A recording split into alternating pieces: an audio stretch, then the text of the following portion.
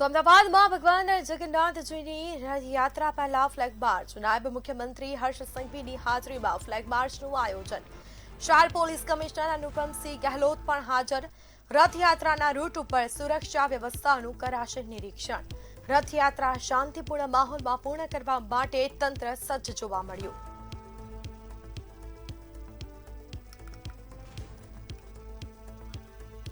તો રથયાત્રાના રૂટ ઉપર ખાસ નિરીક્ષણ કરવામાં આવશે. શાંતિપૂર્ણ માહોલમાં રથયાત્રા પૂર્ણ કરવા માટે તંત્ર સજ્જ જોવા મળ્યું.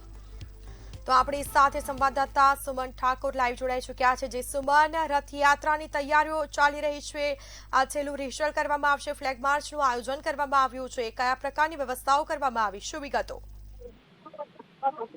જી, ચોક્કસપણે કહી શકાય છે કે અમદાવાદમાં 249મી રથયાત્રાને લઈને આખરી ઓપ આપી દેવામાં આવે છે. તમામ અધિકારીઓ જે છે તે પણ અહીંયા હાજર છે.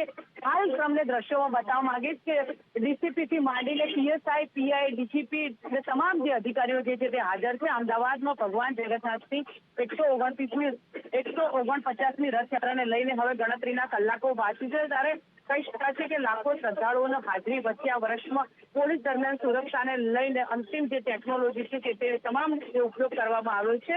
સાથે કહી શકાય છે કે અમદાવાદ પોલીસ દ્વારા રથયાત્રાને લઈને સુરક્ષાને લઈને તૈયારીઓને પૂર્ણ કરી દેવામાં આવી રહી છે.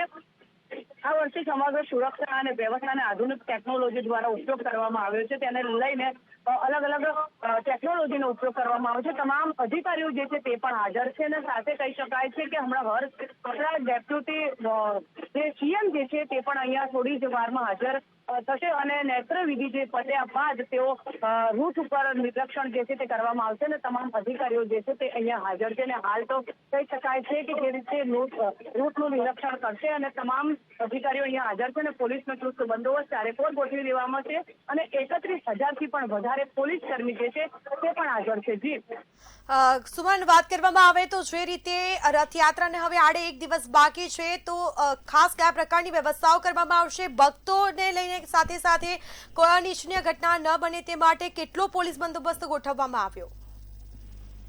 ચોક્કસપણે સીધા કહી શકાય કે જયારે પોલીસ બંદોબસ્તની વાત કરવામાં આવે તો 31,000થી પણ વધારે પોલીસ કર્મીઓ જે છે તે ચારેકોર આર્મીથી માંડીને તમામ એસઆરપીની ટીમો જે છે તે પણ તૈનાત કરવામાં આવી છે અને અલગ અલગ પોલીસ કર્મીઓનો ચુસ્ત બંદોબસ્ત છે તે ચારેકોર ગોઠવવામાં આવ્યો છે. અને હાલ તો તમે દ્રશ્યોમાં જોઈ શકો છો કે તમામ અધિકારીઓ જે છે તે પણ અહીંયા હાજર છે અને સાથે જે રીતે પોલીસનો ચુસ્ત બંદોબસ્ત છે તે ચારેકોર ગોઠવવામાં આવ્યો છે. કહી શકાય છે કે ગત વર્ષ કરતા ઘટના જે ધ્યાનમાં રાખીને જે ગજરાજ જે છે તેને પણ સિસ્ટમ જે તે બાદ જીપીએસ છે તે લગાવવામાં આવ્યું છે અને તે બાદે કહી શકાય છે કે હાલ તો તમામ અધિકારીઓ જે છે તે પણ અહીંયા હાજર છે અને જીપીએસ હાથીને જે ટ્રેક લગાવવામાં આવ્યો છે, લોકેશન ટ્રેક થશે અને આ રીતે આ વખતે આજે સાઉન્ડ અને જે સિસ્ટમથી જે ગઈ વખતની ઘટના જે છે તે બની હતી. આપણા સાથે સાહેબ છે તેમના સાથે જ વાત કરીશું.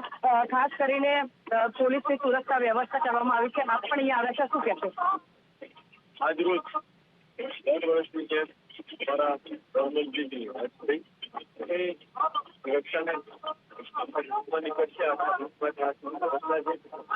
આગળને ગયા છે કે ક્યાં વ્યવસ્થા કરવામાં રણજીતની રથયાત્રા જે નીકળે છે રથયાત્રા બંને જગ્યાએ નીકળે ભગવાન બારે નીકળતા હોય બધા ખબર પૂછે કરી શકે આ વ્યવસ્થામાં ક્યાંય કોઈ ઘૂસી ના આવે માટેની દરેક વ્યવસ્થા સરસપણે સેટ કરવા માટે ગૃહમંત્રી અહીં આવી ગયા છે કે વ્યવસ્થા ચેક ક્યાંય કોઈ તકલીફ ના પડે.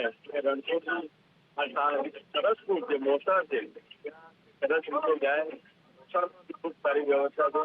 મારો મોસાળ આવે છે વિધાનસભામાં સરસ મોસાળ છે. અમે સૌ એના સ્વાગત માટે અમકેલી ગયા છે.